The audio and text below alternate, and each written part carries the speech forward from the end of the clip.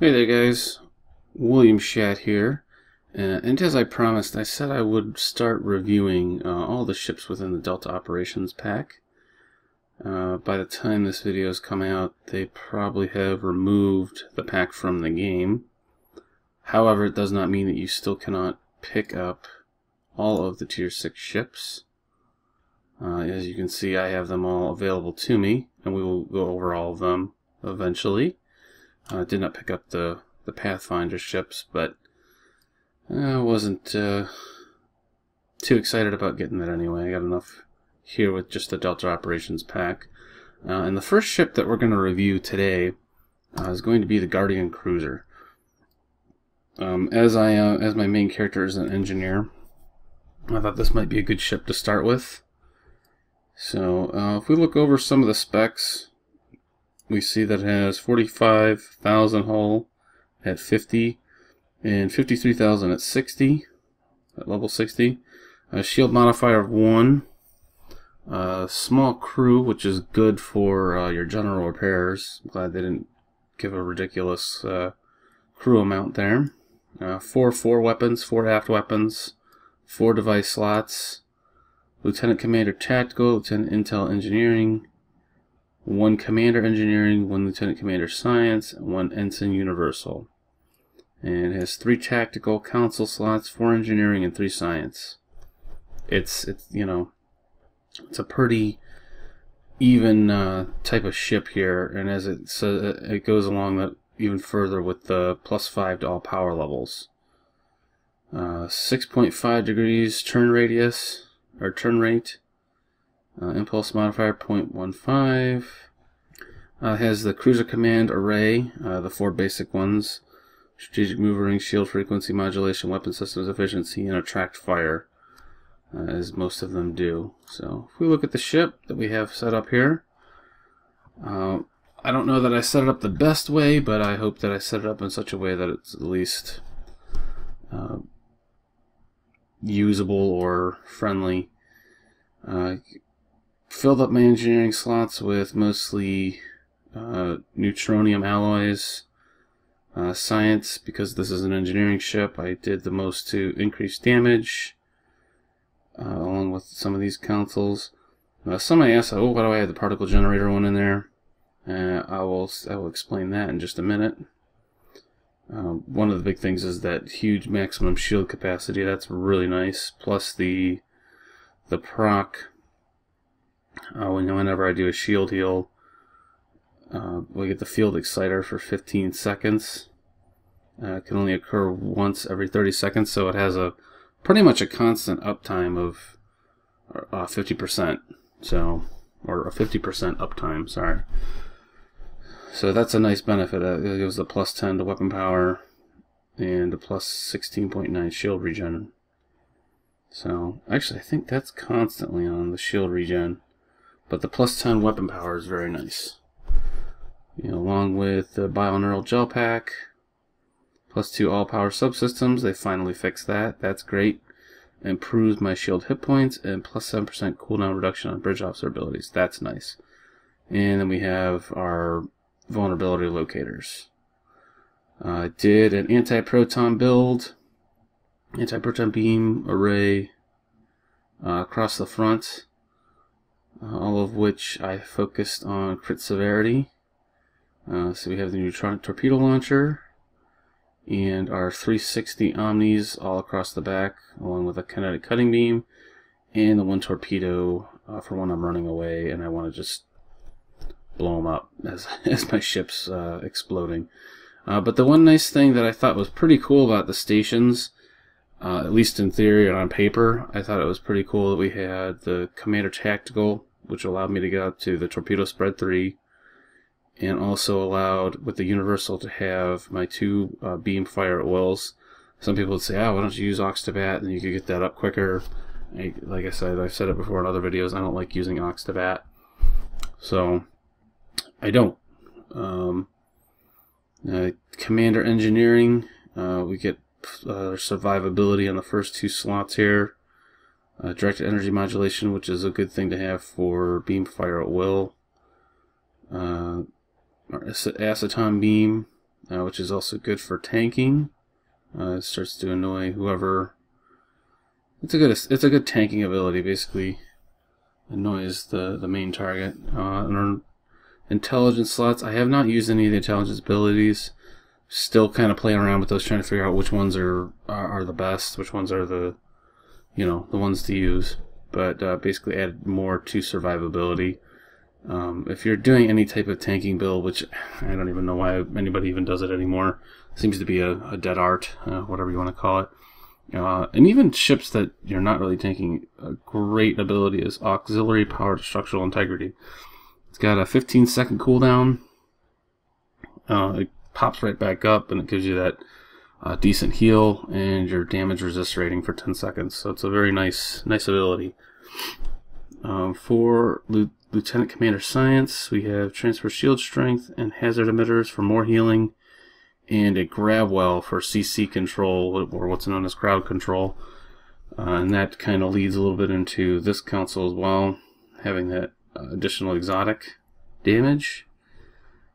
So we'll go ahead and give this ship a try out. We're going to run it through a Conduit Advanced. Hopefully we don't fail. And we'll go from there and see how this ship handles.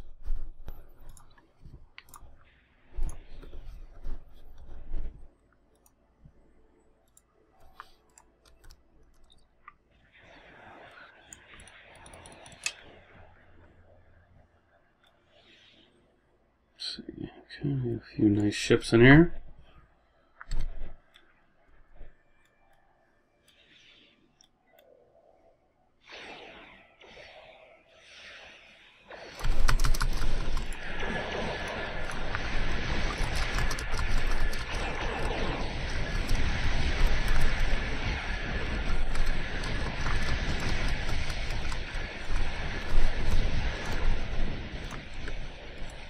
Oh, I'm getting beat up here. Looks like the reader's not working right now.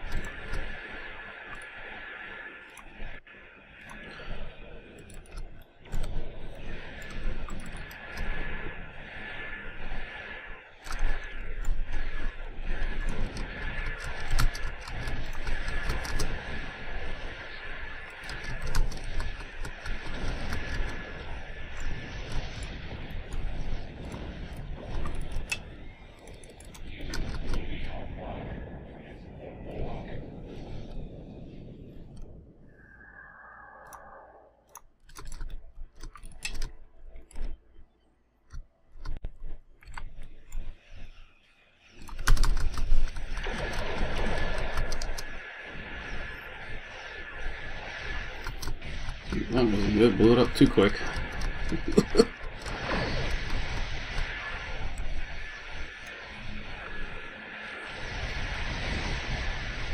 So what I can do here, which is kind of nice with this particular ship, is that I can go ahead and CC these guys over here. You're getting a little close.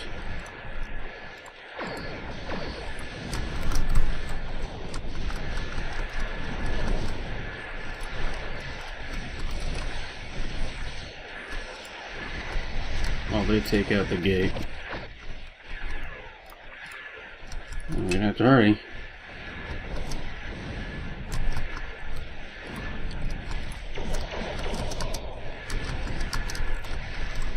Get some more paint on that.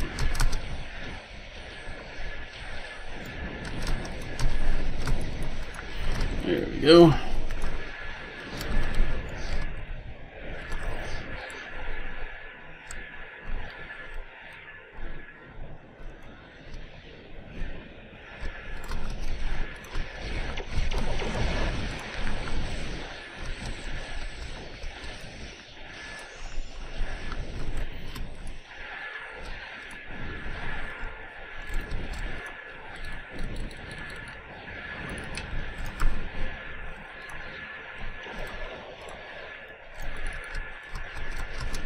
Yeah, that missed the target there.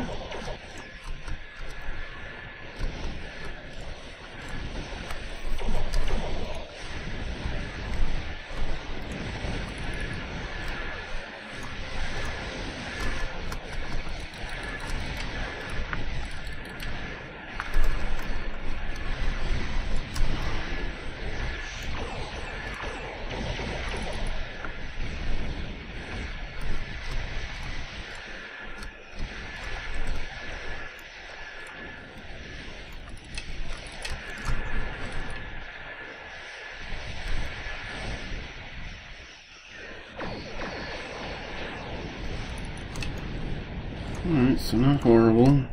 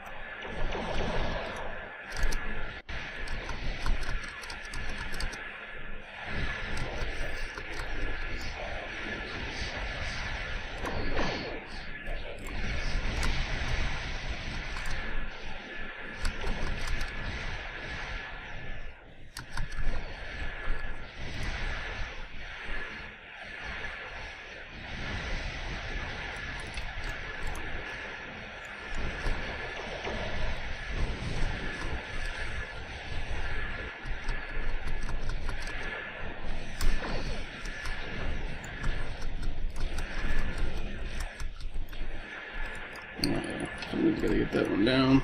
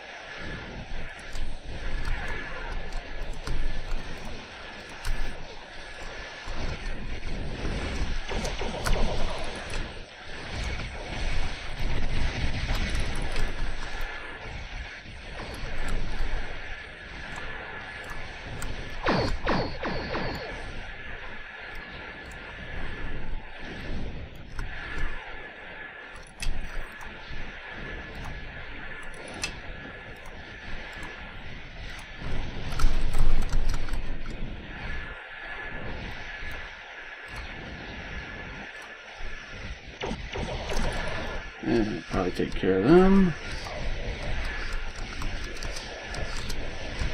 Maybe not.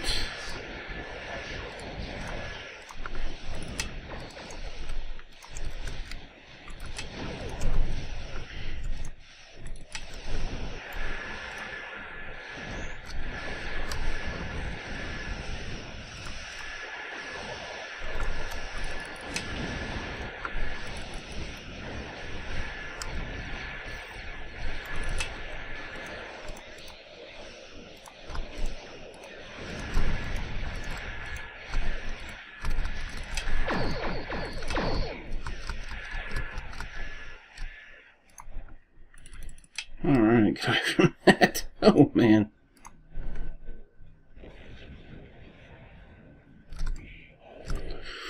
So I'll go ahead and take out the gate.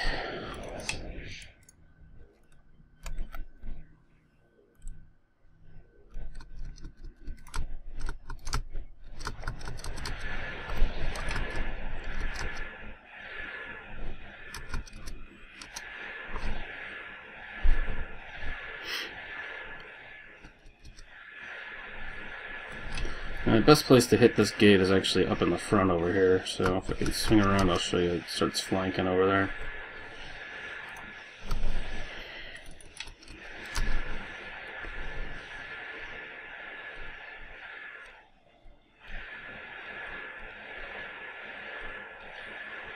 Oh, guess not.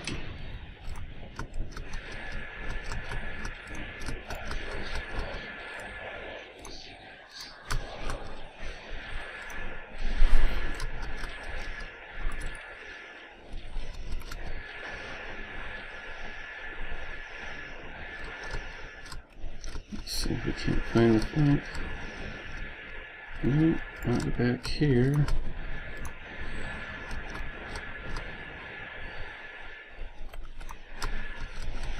There's the flank.